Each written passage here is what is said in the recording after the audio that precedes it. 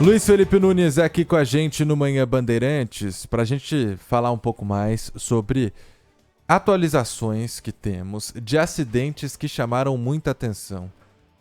2 deles em Osasco e o outro em Guarulhos, todos aqui na Grande São Paulo. Uma imprudência no trânsito, crimes às vezes que são cometidos e que sem explicação estão aumentando. A gente vai inclusive tentar daqui a pouco encontrar uma explicação para isso, conversando com o porta-voz do Observatório Nacional de Segurança Viária. Mas antes, Luiz, eu queria começar falando sobre o acidente na Avenida dos Autonomistas, ali em Osasco. Uma mulher de 28 anos, dirigindo um carro de uma marca de luxo, atingiu 5 carros de uma vez. Eles estavam aguardando o semáforo abrir, parados. Um casal, inclusive, ficou ferido. E bem ferido. Temos alguma atualização? A polícia estava aguardando um laudo do IML, que tinha feito um exame para saber qual o nível de álcool no sangue dessa motorista. Algo de novo? Bom dia. Bom dia, Lupato. Bom dia, Sabino. Bom dia. Bom dia a todos os nossos ouvintes. Começar então por esse caso na cidade de Osasco, na Avenida dos Autonomistas. Relembrando, os nossos ouvintes, é uma via muito conhecida em Osasco, muito movimentada, e que tem uma velocidade máxima prevista de 50 km por hora. A Caitlin Vilela, que dirigia um carro de luxo, um carro da marca Audi, atravessou essa avenida a mais de 120 km por hora, fez um strike, digamos assim, colidiu com outros 4 veículos, bateu primeiro em um, o outro estava naquele momento de abertura de sinal, então estavam todos os carros saindo ali para voltar a serem conduzidos, voltar a ter uma velocidade, porque estavam todos parados, e foram todos atingidos. 4 pessoas ficaram feridas, o casal, que foi diretamente atingido, ficou bastante ferido, já conseguiram sair do atendimento, não faleceram, pelo menos nesse caso, mas uma imprudência grave. A Caitlin Vilela, ela se recusou a fazer o teste do bafômetro, que é algo que a gente vai ver que é bem comum nesses casos. A gente tem outros casos para falar hoje de colisões de carro envolvendo pessoas que estão alcoolizadas. É uma motivação bem comum, mas ela já admitiu que consumiu álcool, tinham manchas de vinho no carro dela. Não tem exatamente o grau de álcool que ela tinha consumido ainda, mas já sabe-se que ela estava alcoolizada, sabe-se que o carro tinha manchas de vinho, então muito possivelmente não foi nem aquele caso de que estava numa festa e consumiu álcool, estava consumindo álcool dentro do próprio veículo, para ele estar manchado com gotas de vinho, então o teste do bafômetro indicaria um nível de álcool bem grande. Então, pelo menos ela conseguiu, para ela, pelo menos, né, sair desse caso sem ter o grau de alcoolismo, mas estava sim alcoolizada, tinha ingerido bebida alcoólica e colidiu nessas outras pessoas. Pelo menos ninguém ficou ferido de maneira grave até esse momento, ninguém faleceu, mas atingiu diversos carros. Um caso extremamente grave na cidade de Osasco, Lupato. Se a gente já puder seguir para o próximo caso também na cidade, também temos na cidade de Osasco, isso, levou à morte de uma moça que estava perto de uma feira, em um dos bairros conhecidos também ali de Osasco, né? O que a gente tem de atualização? Aconteceu no Rochdale, também bastante conhecido da cidade de Osasco. A dona Francisca, que era uma idosa que tinha 66 anos e trabalhava em uma feira aos domingos no Rochdale, servindo café, vendendo café. Estava chegando na feira de madrugada, entre 4 e 5 da manhã, quando estava chegando com seu carrinho e um carro, aí sim um veículo, a atingiu em alta velocidade, o carro dirigido pelo Wesley Lopes, que depois assumiu que estava alcoolizado. A dona Francisca ficou gravemente ferida no local, ele permaneceu ali esperando atendimento médico e também os policiais chegarem. Os policiais chegaram, ele se recusou a fazer o teste do bafômetro, como no outro caso também, mas assumiu que já tinha consumido bebida alcoólica, tinha consumido drogas. Também foi preso em flagrante enquanto a dona Francisca foi atendida. Ela infelizmente faleceu no caso, então foi registrado como um homicídio culposo na direção do veículo, culposo sem a intenção de matar, mas isso pode mudar de acordo com as investigações como elas forem seguindo. O motorista Wesley foi preso em flagrante por esse crime, mas depois, passando por uma audiência de custódia, ele teve uma fiança fixada, uma fiança de 15 salários mínimos, além do comparecimento todos os meses no fórum para mostrar que segue na cidade, que não fugiu. 15 salários mínimos, perto de R$ 19.000 foi fixada essa fiança. Ele conseguiu fazer esse pagamento, então responde em liberdade até que haja o julgamento dele, depois da dona Francisca falecer. Ele se recusar a fazer o teste do bafômetro, pagou a fiança e vai ter que comparecer ao fórum agora todos os meses até o desenrolar desse caso. Infelizmente, uma morte outra vez por uma pessoa que tinha ingerido bebida alcoólica e foi dirigi-lo, Pato e Sabino. Não pode ter prisão preventiva por risco à sociedade uma pessoa que estava dirigindo bêbado, drogado e que matou uma pessoa. É um risco, não é? Exato, é um e aí, risco. Com R$19.000 vai ficar aí, não sabe-se lá quantos anos, esperando esse julgamento. Eu acho que, principalmente quando a gente fala nessa de recusar bafômetro, de ir ou não ir pra cadeia, como que pode, né, ser tão confusa a legislação e depender tanto da cabeça de um juiz, depender tanto da cabeça de uma pessoa? E tem também o fator, fica Você aquela conhece- comparação com você o Fernando conhece a Sastre, né? expressão que de cabeça de juiz e bumbum de neném, ninguém sabe o que sai? Aham. Fica a comparação com o caso do Fernando Sastre Filho, que conduziu aquela Porsche na noite de Páscoa, muitos dos nossos ouvintes se lembram. E o Fernando Sastre Filho, ele chegou a ser preso, está preso até este momento, e eu questionei o Tribunal de Justiça de São Paulo qual a diferença entre os dois casos. A diferença é justamente a prisão em flagrante. A prisão em flagrante faz com que a pessoa que é acusada desses crimes passe por uma audiência de custódia, e na audiência de custódia pode ser fixada essa fiança. Então, para o Fernando Sastre Filho, ele talvez, se tivesse permanecido no local e não tivesse aquela fuga por alguns dias, ele poderia também estar respondendo em liberdade depois de ter essa fiança fixada pelo Tribunal de Justiça de São Paulo. Então tem essa diferença entre os dois casos, apesar de serem semelhantes. Como ele fugiu do local, estão dizendo que ele poderia fugir também do país, por exemplo. Exato. E teve uma decisão de segunda instância também, pedindo a prisão dele de maneira preventiva. Então tem essa diferença entre os dois casos. Se o Fernando Sastre Filho tivesse permanecido no local, muito possivelmente a gente teria casos praticamente iguais de uma fiança. No caso de Osasco, o rapaz disse, né, que tinha bebido, tinha usado droga. O Fernando Sastre de Andrade Filho, até onde a gente sabe, negou, né, em seus depoimentos, que estava bêbado, só disse que estava fora de casa. Todos os outros ouvidos disseram que ele tinha bebido, mas ele disse que não, também pode ser uma situação. Ontem a gente trouxe aqui o caso de Guarulhos, também aqui na Grande São Paulo, em uma rua de um bairro residencial, um veículo tenta realizar uma ultrapassagem em uma curva, bate de frente com um outro, uma pessoa morreu, quem estava fazendo nada de errado ali morreu. O motorista foi levado ao hospital, disse que não bebeu. Sabe o que descobriram, Sabino? Que eles trocaram, que a pessoa que se apresentou como motorista do carro não estava dirigindo o carro. Que história é essa, Luiz?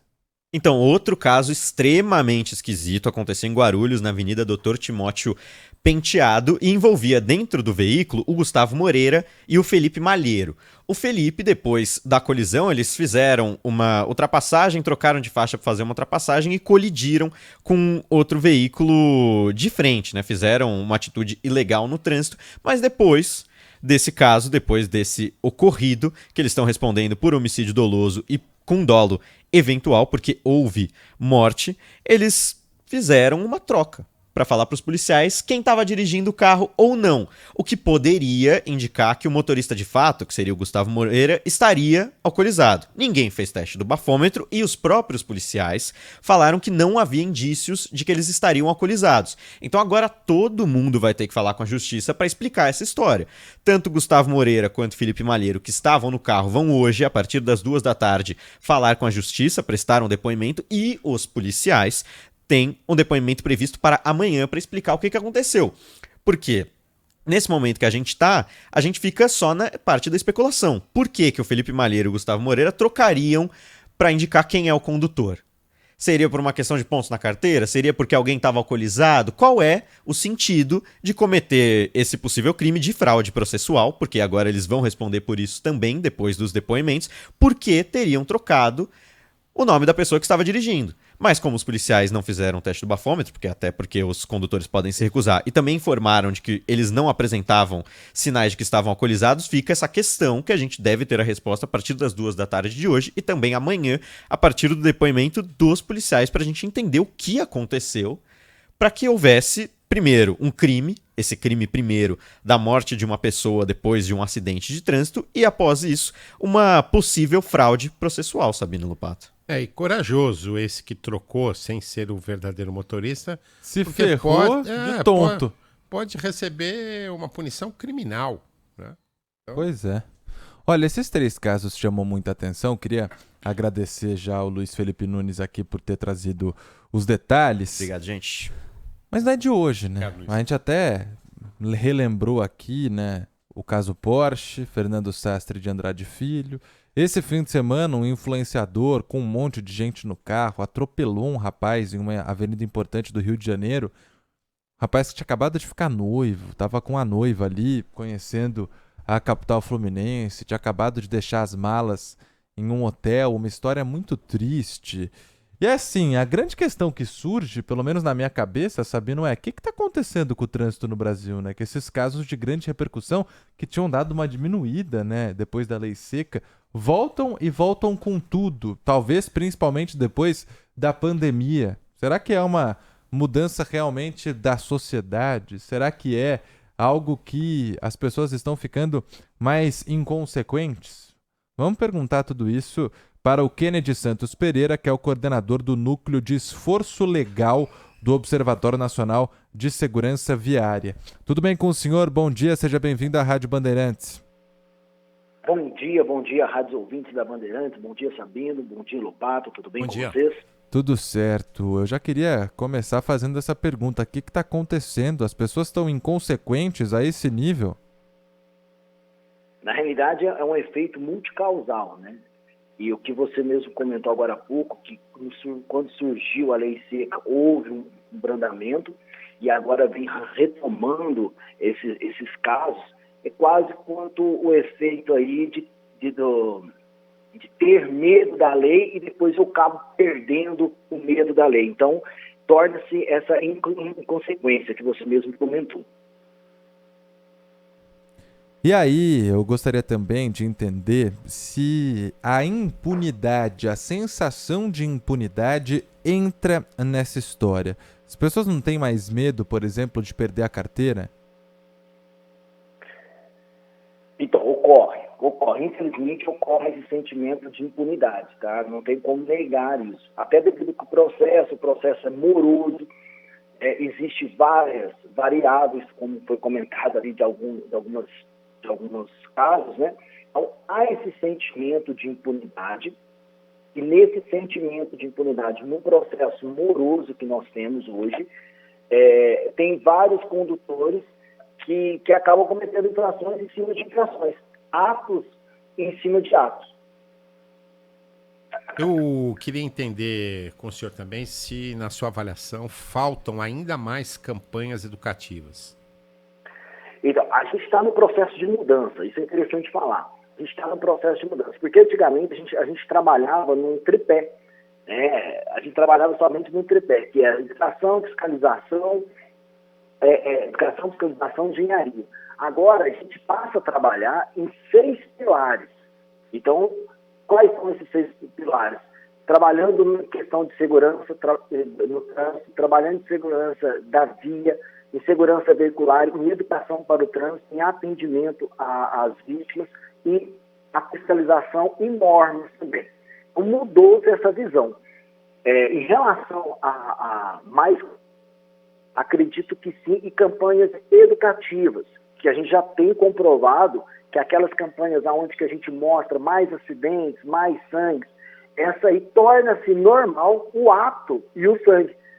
Então, você tem que ser campanhas educativas, mas sem mostrar mesmo aquela sanguinária, porque isso torna-se normal. Então, uma grande preocupação.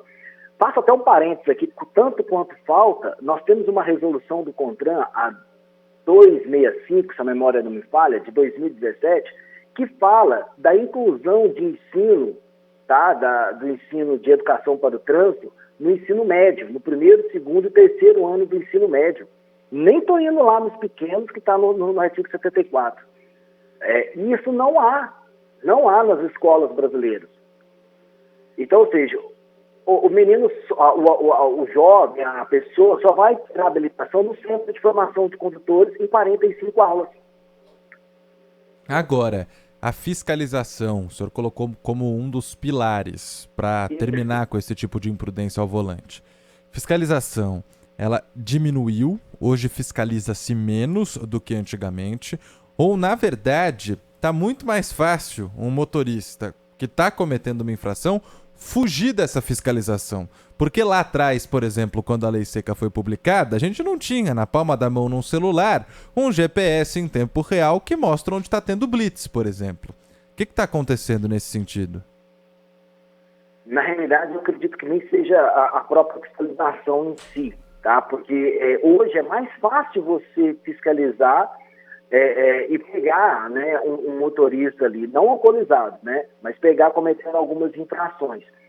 Agora, ter um GPS, quando identifica uma blitz educativa, uma blitz de fiscalização e ver que um condutor sai, hoje existe mecanismo para ver que o veículo mudou rota, que fez ali um retorno proibido. Então, tem que ter mais eficácia e eficiência nas fiscalizações? Sim, tem. Realmente a gente tem aí uma defasagem neste ponto. As que são feitas, as que são realizadas, são sim realizadas com eficiência, mas ainda deixa a desejar. Tá? Deixa sim. Tem lugares aí que não tem bafômetro, que fica a cargo do agente da autoridade de trânsito, então ele não tem como provar. Como vocês falaram, no artigo 165, a pessoa se nega, mas existem outros meios.